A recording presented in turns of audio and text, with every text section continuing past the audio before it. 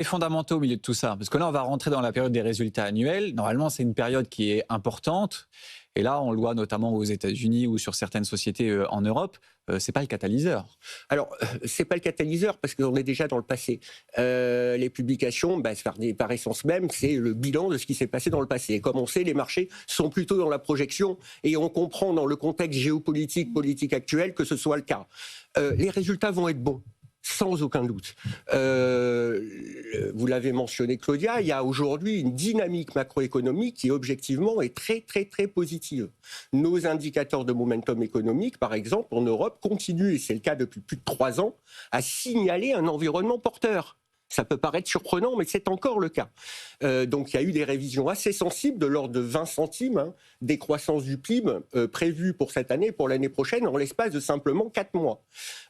Donc je ne suis pas très très inquiet sur les publications. Et on commence un peu à s'habituer dans je dirais, cet environnement politique et géopolitique changeant. Ce qui sera, je crois, le plus important, c'est évidemment d'écouter très attentivement la communication des entreprises. Alors, peut-être un point, je pense que ce qui est très important aussi, c'est le fait que l'imposition des droits de douane, qui est souvent un impact sur les marchés, l'année dernière n'a pas eu d'impact macroéconomique, ce qui fait qu'aujourd'hui, sur la menace, la réaction des marchés n'est pas aussi négative qu'on a vu l'année dernière. Par contre, si je reviens sur un point, je pense que c'est particulièrement important, parce que moi, ma lecture du marché est un peu différente.